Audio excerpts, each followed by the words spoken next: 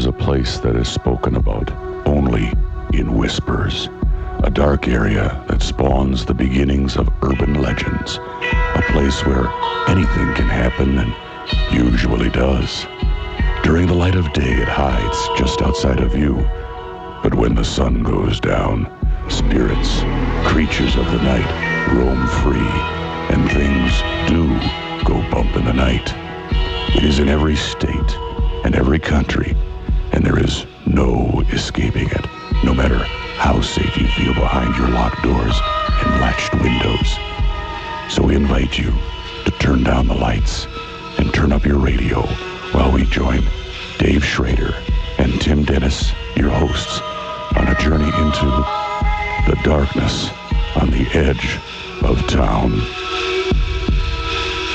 Good evening and welcome back to The Darkness on the Edge of Town. For those of you that are tuning in for the second hour of the show, our guest for the first hour was Colm Kelleher. He's a research scientist and author and has a fantastic book out there called Hunt for the Skinwalker, which is about a ranch in Utah. The show went by so quickly and we had the opportunity. Mr. Kelleher said he'd be happy to stay with us for another half an hour, so we'd like to welcome him back to the show. Thank you for staying with us, Mr. Kelleher. Good to be back. I appreciate you sticking with us on this. People are really interested in it and finding out more about what you guys did with the investigation team. Now, you said that they're still doing investigation there in a sense. They've got cameras up all the time, and they're checking this out. Has there been a definitive idea of what they believe is going on there yet, or is it still just no? How do you measure? It's definitely still in the data gathering stage. We had a plan actually when we moved onto the property in 1996, and that was to basically to replicate what the Gorman family had seen by installing scientists and equipment on the property. We wanted to replicate it, and then we wanted to start testing various theories and hypotheses. Well, it became so strange and so non-replicable, if you will. None of the incidents ever repeated themselves, that we found it almost impossible to get beyond stage one in terms of getting enough physical evidence gathered in terms of night vision recordings or any of the magnetic field detecting equipment that we had, that we were never able to pull enough physical evidence together to absolutely definitively say what was going on the property. So it remains in that gray zone of getting as much physical data as possible. Now, the National Institute for Discovery Science has been mostly put on ice as of about a year and a half ago. Many of the staff members have left to pursue other areas of careers and what have we. Even though there are a couple of people on the property and the equipment, the surveillance is still ongoing. The level of intensity of investigation is a lot less than what it used to be. Do you feel, though, with what you guys were able to do there, did you exhaust, I don't even know how to pose this question on it. Do you feel that you exhausted all of, not being able to see the same events happen, things didn't always occur the same way? It's got to be hard to continue to test theories if you can't, if anomalies are changing on you all the time. Well, that's exactly the conundrum that we ran into. We were never able to get beyond, gathering data, because every time we tried to go back and reproduce what we'd found, something else would just come out of the darkness all the way, right into our faces, and we had to deal with that. We had to try to adapt continuously. So it was almost like one of the Science Advisory Board members put it out that maybe there was some sort of a precognitive intelligence involved, that it was more like a series of psychological tests than anything else, because this was not sort of the same UFO flying over the property in the same direction, every couple of nights. This was stuff coming out of the darkness at us on any given night that was completely different from anything that we had experienced before.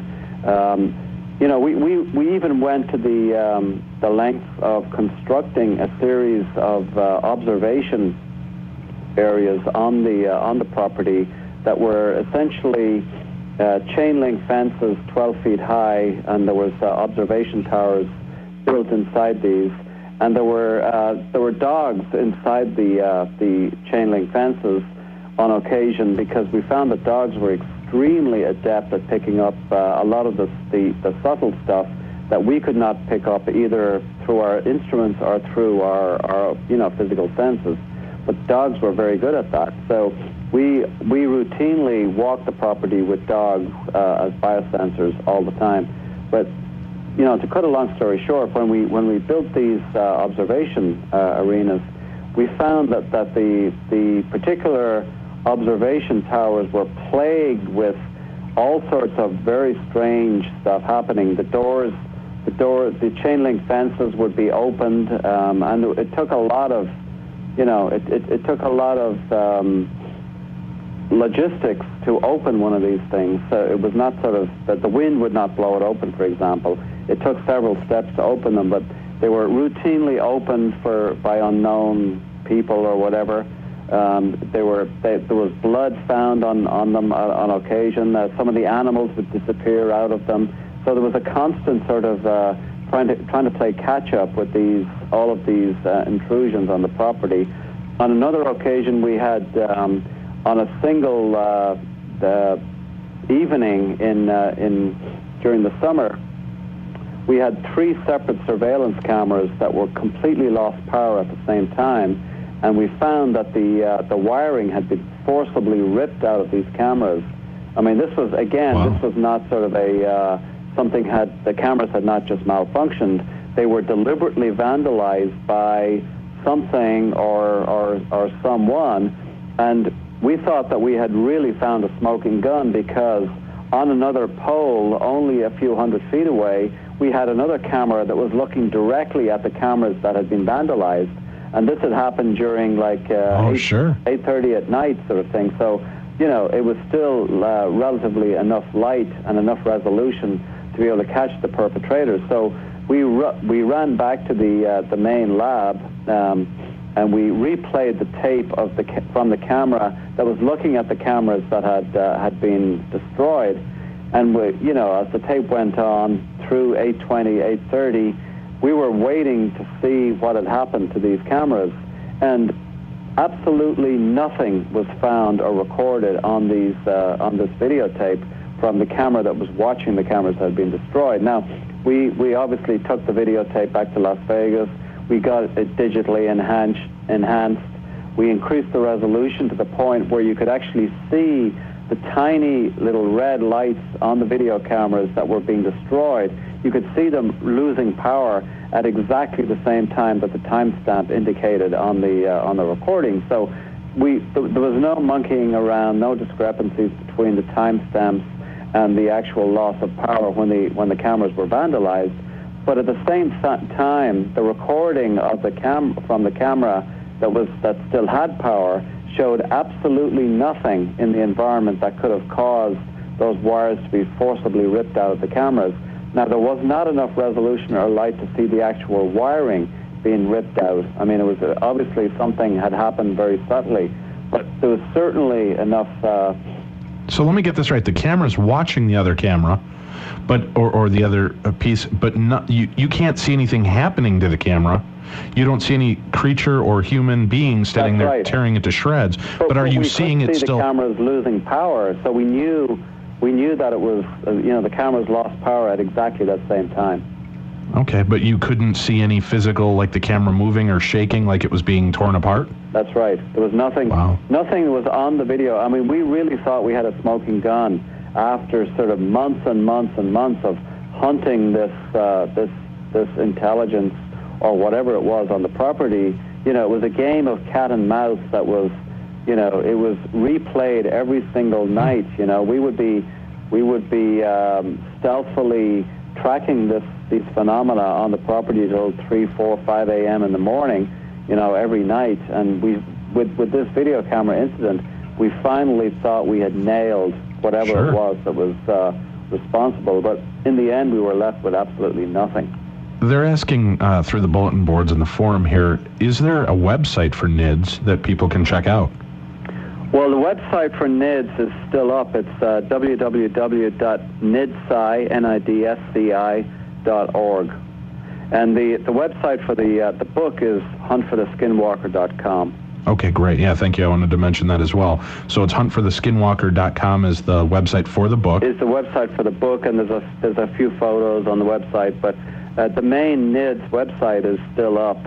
It is called nidsci.org. Okay. And then also, now George Knapp helped you write this book. Yes.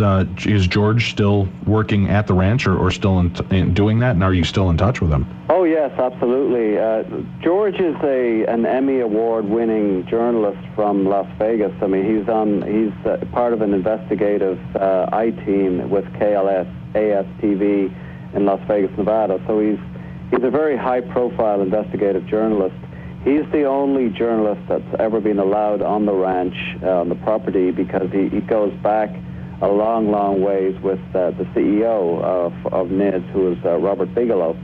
And so George was the one who instigated writing this book, and I co-authored the book with him because, to get down on paper and recorded on paper the absolutely bizarre events and the unique scientific focus that was brought to bear on this particular property.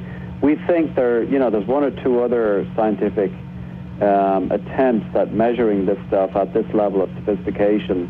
One was Project Hestelin in a fjord in Norway during the 1980s and 1990s, and there was another attempt at doing this in Gulf Breeze, Florida in the 1990s. But we think in terms of sustained focus with quote-unquote boots on the ground as well as equipment on the NIDS Skinwalker Ranch is probably unrivaled in history in terms of investigation for that kind of sustained effort with that number of people and equipment and scientific expertise brought to bear.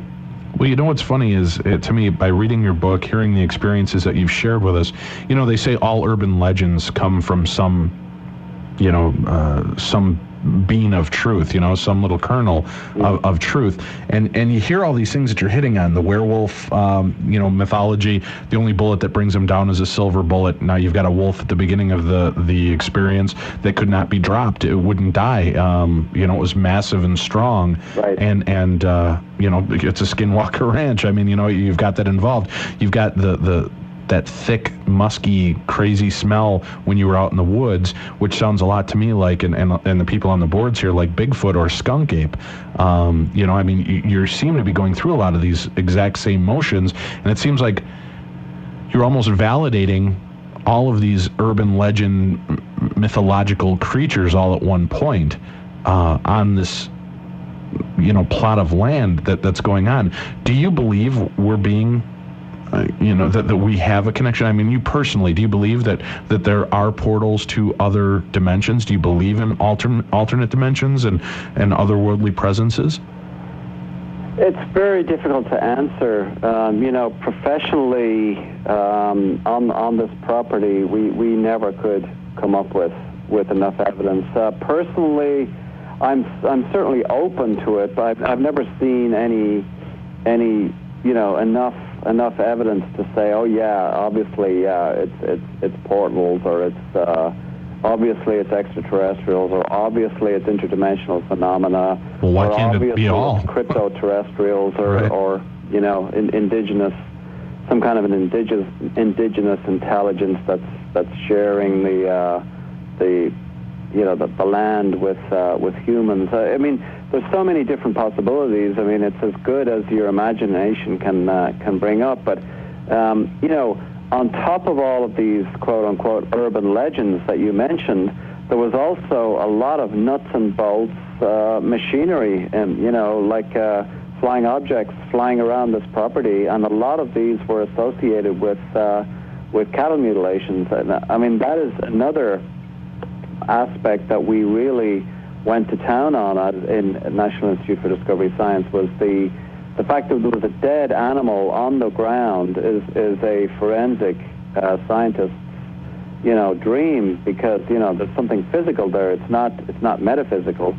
So there was a case in March of 1997 where we arrived up on the property to find a calf that the ranch manager and his wife had just tagged this 84-pound calf out in the middle of a pasture, had walked down, and this was 10 o'clock in the morning, on March 10th, bright sunny day. There was no sort of cloud, no fog, nothing. Visibility was perfect.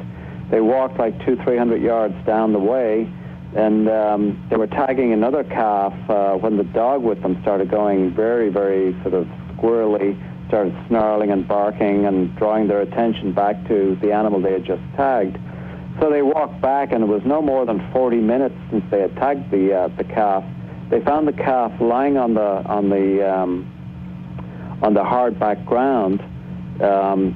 Pretty well all of its body weight was gone. Its internal organs were gone. There was not a drop of blood on the animal, underneath the animal, anywhere near the animal. And this was like in broad daylight, 45 minutes after they had tagged the animal. They were 300 yards, 200 yards, 300 yards away. They didn't hear a sound, and yet this animal had been absolutely dismembered. There was no question this was not a predator, because predators make a big mess, and they leave a lot of blood on the animal around the ground. They leave entrails around the ground.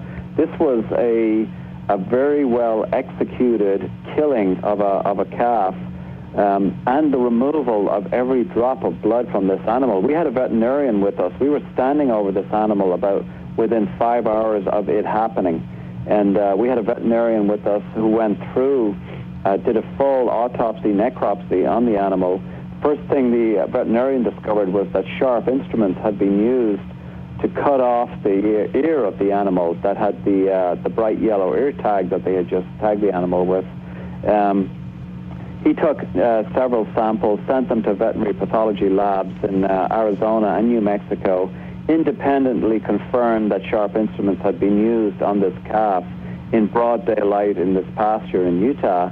There was one of the femur bones had been forcibly ripped from the calf and was lying about 10 feet away from the calf. It had some marks on it, so we bagged it and we sent it to one of the best forensic labs in the country in Virginia, and they came back to us saying that two separate sharp instruments had been used on this calf. One was like a machete type instrument, and the second was like a very fine scissors kind of instrument. So here we have a calf, newborn, 84 pounds, in broad daylight in the morning. This was not sort of occurring in the darkness of night. This was occurring in broad daylight out in the middle of a pasture with two eyewitnesses who had very sharp eyesight and very good hearing within 200 to 300 yards, and unambiguous, scientifically validated evidence that sharp instruments had been used on this animal. So this was happening in the middle of all this poltergeist activity. It was right on the same property that we were talking about. Same property that had UFO activity, same property that had discarnate voices. So it was not only sort of dimensional holes, but whatever was coming on this property in terms of intelligence was well capable of using sharp instruments, well capable of doing a very good dissection of an animal in broad daylight.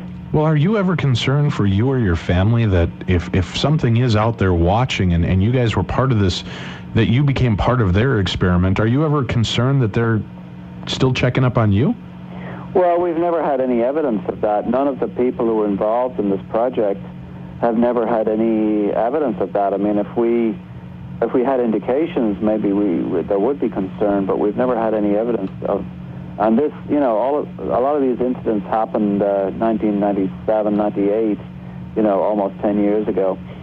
So so far we haven't had any negative indications. But the hunt part of Hunt for the Skinwalker was very much like that. It was like a relentless hunt, day after day, by people who were, we weren't in the same psychological mindset as the family. The family were trying to live out their lives on this pristine piece of land with their Simmentals and their Angus cattle, they were trying to make a living, and they were essentially being terrorized by something they couldn't come to grips with.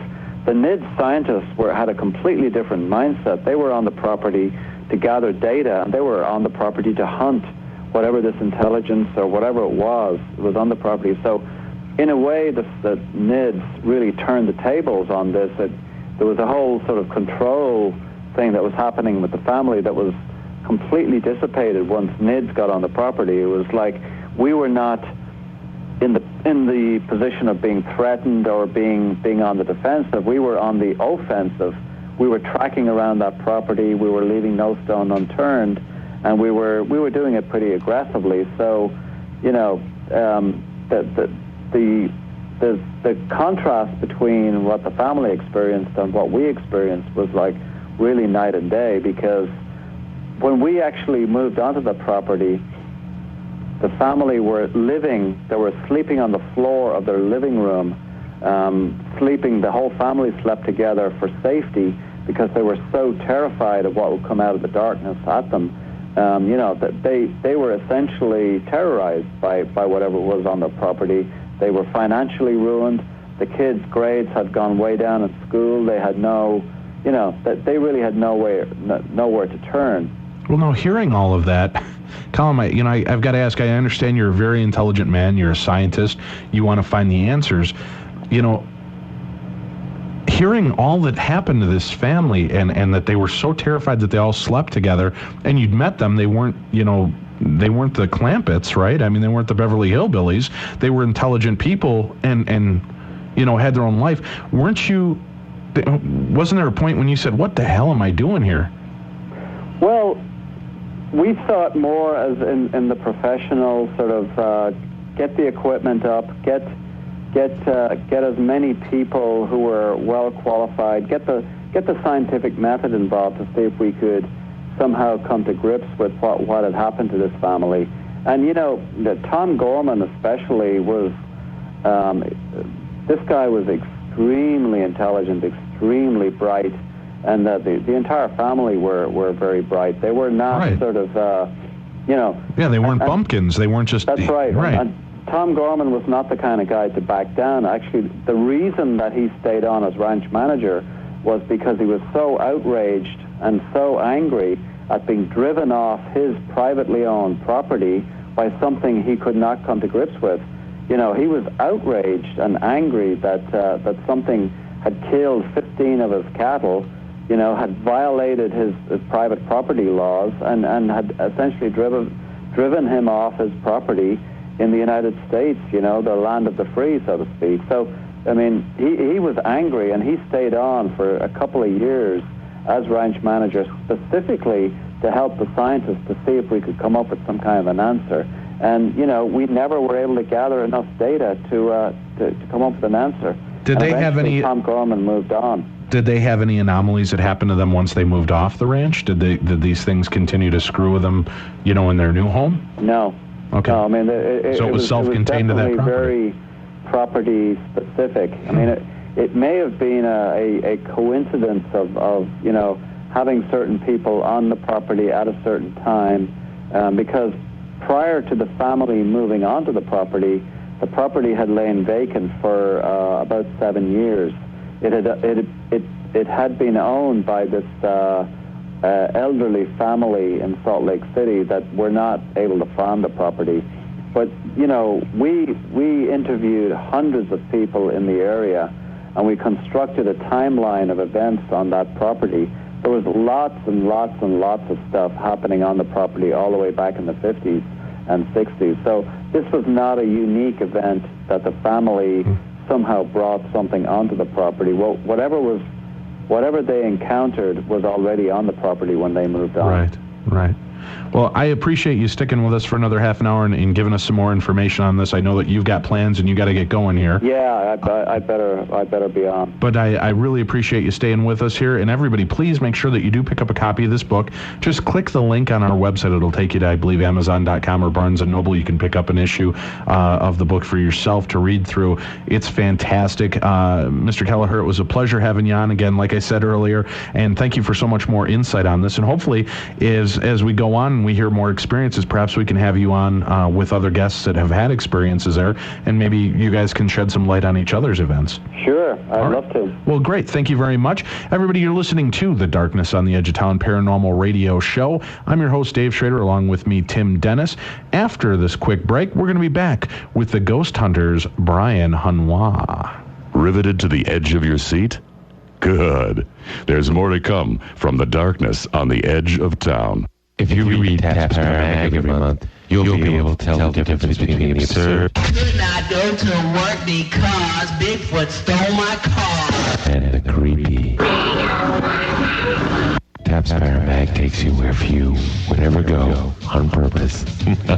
From exclusive interviews with the cast of The Ghost Hunters to the latest trends in technology, the field of the paranormal. To join our journey, order at tapsparamag.com.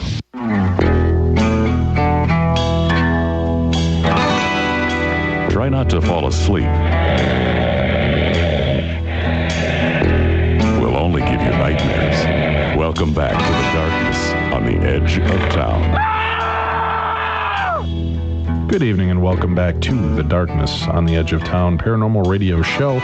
This is your host, Dave Schrader, along with me, my co-host, and heterosexual life mate, Tim. How are you, Tim? I'm so touched by that. Isn't that romantic-alike? Dave, I wanted to mention that Yes. you're hearing commercials all night tonight for the Healthy Life Expo. The Healthy Life Expo is taking place this Wednesday from 3 to 9 p.m. at the Metropolitan Ballroom in Golden Valley, Minnesota. Beautiful ballroom, by the way. Cousin had a wedding reception there that I'll tell you about later. I love that story. Can't tell it over the air. But it was a beautiful reception, beautiful ballroom, and there will be, are you ready for this? Free appetizers. How many expos do you know of where you walk in, you get free appetizers? Not many. That's all I'm saying. Now, I hear there's also another really great draw for you to come out to the Healthy Life Expo. What would that be, Tim? Well, it's not us. I know that. We will be there. Yes, we will. Dave and I will be there, but we're not the main reason to come out because we're just a couple of schleps behind a booth. That's right. We have out with us CJ Sellers, psychic medium, and all-around... Perfect human being. How about that? there you go. All right, good. And also we'll have Alma out with us. She'll be doing tarot card readings. And, That's right. Yep, and, so CJ will be on hand to do readings to help you connect with people that have crossed over to the other side. Alma will be there to help you as well, and she'll be able to do tarot card readings. She'll be available at our booth, so make sure that you stop by at the Healthy Life Expo. And again, that's this Wednesday from 3 p.m. till 9 p.m. We'd appreciate the chance to meet you, say hi, shake hands, so please come on out and say hi to us if you can. On the line with us right now, though, got a good friend of ours from the TV show Ghost Hunters on the Sci-Fi Channel. Brian Harnois was good enough to come online with us here. Our second guest for the hour was Michael Underwood. Unfortunately, we're getting horrible weather here in Minnesota, and you're supposed to join us live in the studio. A lot of phone lines are out, and a lot of people can't get anywhere because of the rainfall. So he wasn't able to make it in for the show this evening. We'll try to reschedule him. But Brian was able to join us here for a little bit. Thank you for joining us, Brian. Hey, not a problem. I'm here to help. I'm happy to help, Dave. Great. Now, I wanted to mention for you real quickly, you're involved in a really neat little thing that's going on. It's a charity auction on eBay for the Rhode Island Community Food Bank. Yes. And now tell us a little bit about what you did and what it is that people you can go on and bid for. Well, my friend Jason Burns called me one day, and he's a writer for different comic books and stuff like that. And he was like, "Hey, do you want to paint an ostrich egg?" And I was like, "Wait, what do you mean paint an ostrich egg? How the heck would that work?" And he was like, "Well, a friend of mine, one of my colleagues, has a store down in Providence, Providence, Rhode Island, and he wanted to. He has different local." Would say celebrities. I don't count myself as a celebrity, but he's had different local celebrities painting eggs for this Rhode Island Food Bank. So I was like, yeah, why not? You know, they had like Lisa Loeb painted one, the mayor of Providence painted one. There's Michael Correnti painted one. There's different people painted different eggs. So when I got my ostrich egg, it was really, really huge, and I'm like, I don't know what I want to do. Right. So I decided to paint the whole thing black. I put the tap symbol on one side, and I autographed it, and I was like, what else can I do? I have one whole side that's not painted and, not anything but just black, so I drew a ghost on it. What else should I do, right? Exactly. So we went to I dropped it off at the store, and actually went down there, and they were going to auction off all the eggs, but a lot of people like bid on some of the eggs, but some of them didn't get bid on, and one of them was mine. And I'm actually kind of glad it didn't, because Taps has a big fan base online, right? And I was hoping that we could put it up on eBay. That's what they said they were going to do. The people for the eggs that weren't bid on. So we put it up about 5 days ago, and it is now at $169.10. Awesome. And I'm very, very happy about that. I thank you, everybody out there that's listening who bid on the egg. I appreciate it very, very much. It's got just a little bit over 2 days left. And for those of you interested, I'll tell you the number. If you have a pen and paper handy here, you can go to ebay.com, and the item number is 662481555563, and it's Taps Ghost Hunter hand-painted ostrich egg, and it's really cool looking. You did a great job on it. Thank you. It took me a few days to do it, and it was just one of the most intriguing little tasks I've ever done. So I was and plus it's all going to charity. It's going to the Rhode Island Food Bank, and even with $169 now, it's a lot of money to feed a lot of homeless people, so I'm really, really happy about that. Yeah, definitely, and that's a great cause. So please, ladies and gentlemen, if you get a chance, I'll also throw up a link on our website here on the homepage. We'll do that this probably tonight after we get off the show. So people, if you want to check it out, at our homepage, there'll be a link to Brian's eBay auction. You can click it. It'll take you right there. You can also check at MySpace. If you look up Brian on MySpace, you're under, what is it, Darth Wheezy? Darth Wheezy, yes. Okay. And that's WHEEZY. If you look him up on there, you'll be able to see he's got a link there for it as well. You can go on. It's a really neat little item. It's something totally different. It'll be a great little collectible. It's a great conversation starter. One of a kind. Yeah, you're going to be able to help people out that really need the help by getting them food. And I know going through the food banks, the money goes a long way. $169 to me, that barely feeds my family of 5 for a week. But they're able to do amazing things with the money at the food banks. They're able to feed families of 4 or 5 for a month on that kind of money. So please do check what you can do and make a donation. Is there another place that they can make a donation directly? If they go to the Rhode Island Food Bank, I don't exactly know the website for the Rhode Island Community Food Bank, but if you go into Google and put Rhode Island Community Food Bank, there is actually the website. You can actually donate money right to the charity itself. Great. That'd be fantastic. Just let them know that you're friends of the Taps TV show, Ghost Hunters, and that you wanted to make a donation to help out. And also, please, everybody, we've got these exact kind of deals in every one of our own communities. If you don't want to do it for somebody out of Rhode Island, help somebody in your own community and make a donation. Go on out there and help out. It'll definitely make a difference in people's lives. Now, Brian, let's talk about season 2 here that we're wrapping up. You've got, what, about 4 or 5 more episodes coming up? I've got 5 more. Okay, 5 more episodes. The episodes have been great. I mean, I know people have been responding really well to them on the internet with everything that's going on. Have you been happy with the way things have been proceeding for you for this part of the season? Yeah, I'm pretty happy about the season. There's been a couple things here and there that I didn't really appreciate. I shouldn't say appreciate, but shouldn't. The whole drama thing is starting to get old. Yeah. And but the thing is too, I have to realize that these were filmed, 4, 5, 6 months ago. Sure. And now that we're seeing them, me and Steve are going, oh boy, here we go, here's another thing. Right. But this was done so long ago that I was still making my apologies to people because I was just coming back. And now it's like I'm already back, I'm already a full-fledged member again, yada, yada, yada. And so it's like I see it now, and it's like, again, here we go. And for people that are just tuning in with us, we have Brian Harnois, who is from the TV show Ghost Hunters on the Sci-Fi Channel, live, or I shouldn't say live, but new episodes every Wednesday night. You can check them out on the Sci-Fi Channel. And Brian, we were talking a little bit earlier. We here at darknessradio.com and the Darkness on the Edge of Town radio show have a big event coming up in the first weekend of June. It's June 2nd through the 4th, where people are going to be able to come in and join Darkness Radio. Tim and I will be out there. We're going to be working alongside with Steve and Paula for an actual ghost investigation that Saturday night on the 3rd. The night of the 2nd, people, if you have an interest in coming out for it, is Keith and Carl Johnson, the twin demonologists from the TV show Ghost Hunters, will be on hand to discuss the Rhode Island vampire lore, demonology cases, paranormal investigating. Afterwards, there's going to be a Q&A with Keith and Carl and Steve and Paula. Saturday, we're going to actually, after we get up and enjoy our free breakfast from the beautiful hotel we're staying at, we're going to head over to the TAPS office and get a chance for a little walk around to see the inside of the TAPS office where you guys film a lot of the parts of the show. Definitely. Especially like the backdrop ones. I heard you do a lot of that, right? Yeah, a lot of the, we do a lot of the what they call evergreens. When you see the show, you notice like one of us talking, we're sitting there, and you see the TAP symbol like floating in the background. Right. That's an evergreen. We actually do that down in the basement of the office, and the TAP symbol is not there. They actually CGI the TAP symbol right into the background on the show itself. Well, we'll be able to actually go there, get a total tour of the TAPS location. Definitely. You can do photographs there. It'll be fantastic. There might even be a couple of different TAPS members that are going to be on hand with us that day. Yeah, definitely. If I can make it, if we're not filming or doing anything like that, and if I can make it, I'm definitely going to come down and say hi to everybody and get to hang out with my pal Dave over here. Great, yeah, and they said they'll be there on hand. Whoever can make it is going to stop by to do some autographs, pictures with the fans. So how you can get involved in this is by going to our website at darknessradio.com, and right on the home page is a big link that says The Trip. Click there. It'll take you to a really nicely formatted web page that Robin, the phone girl here, helped us set up. So we've got all the links in there you can see. We're also going to have dinner with the Ghost Hunters on that Saturday night, where we'll be going to the Bugaboo Creek Steakhouse, and Brian was telling me that's a really nice restaurant right there. It is very nice restaurant. In Warwick. They've got a great variety of food, everything for vegetarian all the way up to rib lovers. So I guess they're known for their ribs there as well and steaks.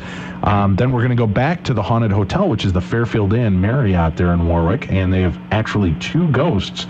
And I don't know, did you know about that, Brian, that there were 2 spirits that haunted a hotel right there in your area? No, actually, not until you told me about it. I had no clue. I was like, that's kind of weird. I usually know a lot of the haunted areas around here, and didn't know that hotel was haunted. Now I have to go there and do a ghost hunt now. See, exactly. Hopefully you can join us that Saturday night for a while. That'd be great. I definitely would do that. One of the spirits we've been told is a grizzled old man that's been known to approach people in full apparition form and yell at them. His mouth will be moving, but nothing comes out. I'd love to see that. Yeah, and he resides in the basement, and we actually have that bedroom, that hotel room is reserved for our group, so we're going to be able to do an investigation in there. And then his female counterpart is on the 3rd floor. It's a suicide victim.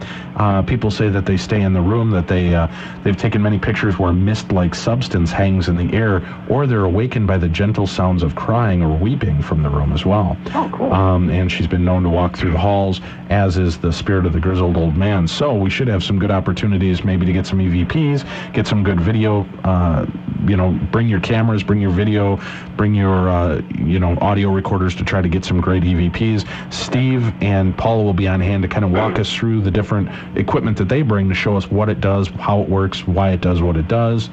We're also going to be doing, Steve and Brian are helping me out with this, getting some autographed TAPS merchandise so that we can give it away to drawings for people that show up. We're going to have season 1 on DVD to give away, a subscription to TAPS Paramag to give away, TAPS Paramag t-shirts to give away, TAPS t-shirts, other autographed merchandise. Maybe we can even talk our friends over at Scars Magazine into throwing in a free subscription to Scars Magazine as well. I think we could ask about that. It shouldn't be a problem. Sure. And now, can you tell us a little bit about it? You're involved with this now. You're doing some of the writing. What is Scars Magazine? Well, yes, I'm doing some writing for Scars Magazine. What it is, it's a up-and-coming horror magazine. We haven't, the first issue hasn't come out yet. We're still in the works of doing that. I've actually written a few articles about that. Ray, Chris, and Michelle are the editors of the magazine, and from what I've seen so far, it looks great. We actually just did an interview with David Hartman. He's the actual illustrator for anything Rob Zombie does. He's the one that does the illustrations. I'm a personal friend of his, so I did an interview with him and did some movie reviews for it. And from my point of view, it looks really, really good. And now, you're not just covering only horror movies and stuff like that. You're also talking about true crime and true horror stories, correct? Yep, doing true crime. Actually, that was Michelle's idea. She implemented true crime into the magazine, and the first 2 magazines are going to be with the BTK killer. So okay. So it's going to be some good stories and some good true crime, some good horror, everything. Also, some reviews on some of the new horror toys and collectibles coming out from people like McFarlane Toys and Sideshow, who's a friend of Brian and I. Exactly, and we're gonna have pictures of the toys and a whole review on them, and I think it's going to be, we're going to do some fun video games, horror video games and everything, so it's going to be pretty cool. Awesome. Yeah, so maybe we can get a subscription to Scars, maybe a couple of Scars t-shirts to give away for the weekend. For people that are interested in going, all of that you get involved in there is only $120. And again, that gets you the seminar with Keith and Carl, the question and answer with Steve, Paula, Keith and Carl afterwards, gets you into the TAPS office on Saturday to meet with the TAPS members that are in town, and Steve and Paula will show us around for photographs, do everything we can there. Also, it gets you an invitation to attend dinner with the Ghost Hunters that Saturday night, and then also back to the hotel to do an actual hands-on mini investigation, learn about different technology, learn about the different cameras, the lights and everything that they use, and hear some great anecdotes from behind the scenes on the TV show. And just a great opportunity. We do have a link there. You can actually go on and pay for it through PayPal. We have 60 spots open, and according to what my board is telling me right now, looks like we've only got about 15 spots that are still available. So if you want to sign up, you do have to do it relatively quickly. Then I'll be sending you out a confirmation email that'll tell you what hotel we're going to be staying in, what the special code is, so that way you can get the room at the reduced price for our event. So you definitely want to take place and be a part of that. Brian, I can't thank you enough for helping us promote that too on the MySpace, because we've been mentioning it. We've got a great response for it so far, and I know a lot of the people are waiting for the end of the month here for payroll and getting paid to sign up. So you can also send in a rush payment of certified check or money order, and there's an address on our website there at darknessradio.com, and it's right on the front page, so you can just click the link and it'll take you right there. Cool. Now we've got a quick commercial break we're gonna throw to here. We're gonna come back, maybe hear a little bit about what we can expect for the next 4 or 5 episodes. Exactly. And we'll be right back with Brian Harnois right after this. Are UFOs real? Does Bigfoot exist? Was Emily Rose really possessed? Who is the next American Idol? She bangs! She bangs! Oh, baby, when she moves, she moves. I'm wasted by the way. Thank you. We try to answer these questions and more each week on The Darkness on the Edge of Town. Hi, I'm Rick Martinek. And I'm Edgic Brad. And together we are the Expo Guys, inviting you to attend the Healthy Life Expo this Wednesday, May 3rd from 3 to 9 p.m. at the Metropolitan Event Center in Golden Valley. See it all at expoguys.com. Come see over 6 unique exhibitors and enjoy free non-stop seminars, demonstrations, and fun entertainment. See Dr. Marilyn Mason of the popular Dr. Marilyn Mason radio show. Visit with Darren Vigil of Healthy Exposure and see blueprints of the healthy home of the future. Relax and enjoy live music and a free buffet. Find natural and holistic resources all under one roof to look your best, feel your best, and be your best. The Healthy Life Expo has everything from A to Z for better health and happiness. It's all this Wednesday, May 3rd at the Metropolitan Event Center, located just off I-394 on the Eximia Park Place exit. Tons of prizes, drawings, and giveaways with prize drawings every hour. Take it from us, the Expo Guys. Free passes and a map are available on our website at expoguys.com. Howdy, this is Don Raleigh from Evolve Systems. Evolve Systems can't help you lose weight. We don't know anything about diamonds, and we can't help you save a boatload of money on your car insurance. What we can do is help you with your merchant processing. We work with small businesses to provide credit card processing, debit card processing, gift cards, and check acceptance. Whether you need a point-of-sale system, a credit card terminal, or want to accept payments over the internet, Evolve Systems will work with your small business to find the right solution for your merchant processing needs. Ask us how you can get a free copy of QuickBooks 2006. You can reach us at 651-628-4000 or on the internet at www.evolve-systems.com. Now you have a friend. Well, not yet, but give us a call at 651-628-4000 and we can chat. Evolve Systems, where we help you to manage change. This is Don Raleigh. Cheers. If you read TAPS Paramag every month, you'll be able to tell the difference between the absurd Could not go to work because Bigfoot stole my car. and the creepy. TAPS Paramag takes you where few would ever go on purpose.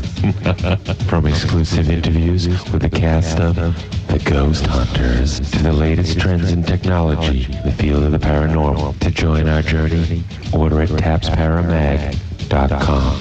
Bigfoot, Nessie, Ogopogo, Yeti, Chupacabra.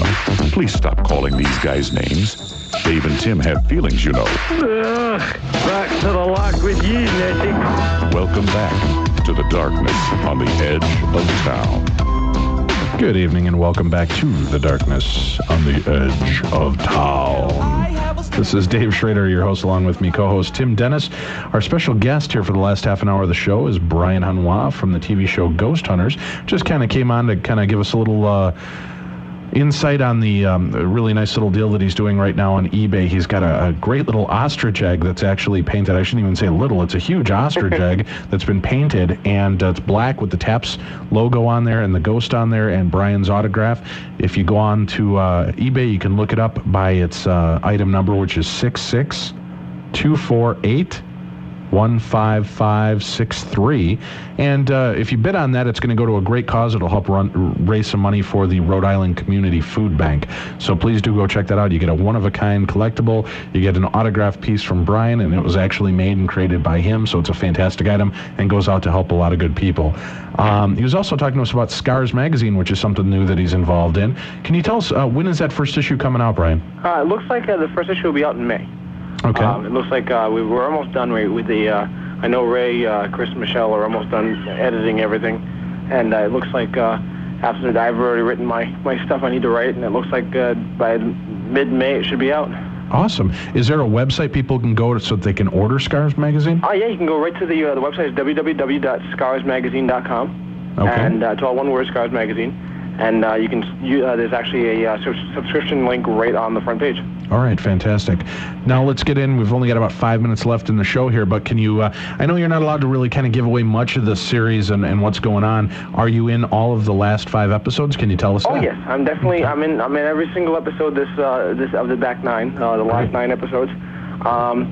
We actually do a lighthouse on Wednesday. I can't really say what we found or didn't find, but let's just say that the episode is very well worth watching. It's going to be the lighthouse in St. Augustine. It's going to be the 5 guys. It's going to be me, Jason, Grant, Steve, and Dustin. Okay. And we go into this lighthouse, which is actually like, I think, 7 or 8 stories tall. And it's got, I remember, 220 stairs up and obviously 220 stairs down. So let's just say that Wheezy got his exercise, I can tell you that much. I bet you were wheezy. We're running up and down those stairs, weren't you? And of course, because Steve's afraid of heights, I had to do all the climbing. So I'm like, I figured it out. I think I went up there like 9 or 10 times up and down the stairs. Oh my God! So it was a very very good exercise trip, and trust me, it's well worth watching the episode. It's going to be one of the I think it's one of the best episodes we've had since the start of the show itself. Awesome. Well, we have Dustin is going to be joining us next Sunday for the second hour of the show. Very nice. For people that are interested in next week, it's a really fascinating show. We've got the amazing Randy. James Randy is recognized as internationally for his tireless and successful investigations of the psychic and supernatural, magical claims, things like that. He has a $1 million prize out there, Brian. I don't know if you know this, for people that could actually come in and in a scientific setting prove to him proof of the paranormal or occult ability. We should contact him. Yeah, you should. Actually, the second guest we have on for that night is Lou Gentili, the radio show host. Yeah. And he's great at getting EVPs. He's actually taking the $1 million challenge and trying to take the amazing Randy's money. So he's going to be on hand to talk to us a little bit about what he's doing and how he can collect these EVPs. Randy and him will be on for the first hour, and then the second hour is joined with Dustin Perry. Now, how do you like working with Dustin? Oh, I love working with Dustin. He's a good kid. Yeah? I started to train him before all the melee of me leaving happened. I trained him on a couple cases, and he's just a really, really good guy. He's very intelligent. He picked up investigating very, very fast, and he picked up the education of the tools and the equipment that we use. And I constitute him as one of the top investigators I work with. So I'll work with him any day. I have no problem with that whatsoever. Great, but I hear you just hate that Dave Tango, though, huh? Oh, I love Dave. I know. He's that kid. He's one of the reasons I love working in ghost hunting, because he's just so funny. He's like me. He'll just crack a joke or say something just really weird to make me laugh during an investigation, and it's like, oh, thank God you said that. I was a little nervous. Yeah, well, he seems like a nice kid. It just they always show he just looks so scared on all the episodes. Well, the thing is, I don't mean frightened. I just mean he just looks like he's so nervous to be a part of this whole. Well, he is. He's just turned 21 years old. He's very new into the subject. He's very new into the paranormal, and so he's very what's the word I'm looking for? He's not gullible, but he's very Yeah, he'll do what you tell him to do, even if you're kind of naive, with him. right? The whole tiara thing, yeah. Sure. That was he's very fantastic. naive. That's what it is. He's very naive, and Yep. the thing is, he's learning, and he's a very fast learner, and he knows a lot about the paranormal. He knows a lot more about the paranormal now than he did when he first came onto the show, and it's very nice to actually get to work with him and get to train him, and to see his progress grow from every investigation that we do. So tell us now, after watching last week's episode, as we're wrapping up the show here, are you back on speaking terms with Kristen now? Are you guys back to being buddies? Oh yeah, we have no problem with each other. That's not even a problem whatsoever. We're It just looked a little tense on the last episode. It's a long time ago, so not a big deal. All right. You mind if I plug something, Dave? Oh yeah, I don't allow that on my show. Okay. All right. Go ahead, Brian. What do you want to tell us? Well, actually, on May 6th, next Saturday, me, Jason, and Grant are going to be at the Berkshire Mall in Lansborough, Mass. And we're gonna be there from 12 to 4 p.m. Are you there clothes shopping or what? Oh no, we're actually gonna be well, maybe a little bit after that, but we're there to sign some autographs, meet some fans and stuff, and take some pictures with people, and we're gonna be there for 4 hours. Awesome. And that's next Saturday? Yes, next Saturday, May 6th, at the Berkshire Mall in Massachusetts, in Lanesborough, Massachusetts. From what time to what time, do you know? 12 o'clock to 4 o'clock. Great. Are you doing anything else? Any other appearances you want to talk about while we've got you on here? No, not really. That's about it. Okay. All right. Well, you're coming up, or did you just do, I'm sorry, I apologize. You just did the show over on Night Watch. Yes. Our buddy Todd Sheet Show. Okay. And you can download that show by going to nightwatchshow.com and check it out. Brian, I can't thank you enough for filling in for us with this last half an hour and talking to us about the stuff you did. I appreciate it. Not a problem. And look forward to talking to you again here in the future. Sounds good. Just give me a call anytime you need me. Will do, buddy. Thanks a lot. All right. Talk to you soon. You're listening to the Darkness on the Edge of Town Paranormal Radio Show. I'm your host, Dave Schrader. Along with me, as ever and as silent, Tim Dennis, my co-host and producer. Please do join us next week. I think it's going to be an amazing first hour, especially having the amazing Randy with us to talk about the $1 Million Challenge through his organization, and also Lou Gentili about collecting EVPs and trying to take that $1 Million Challenge. Plus, you don't want to miss out on hearing Dustin Perry talk about his experiences on the TV show Ghost Hunters and what got him involved in the paranormal. You're listening to The Darkness on the Edge of Town.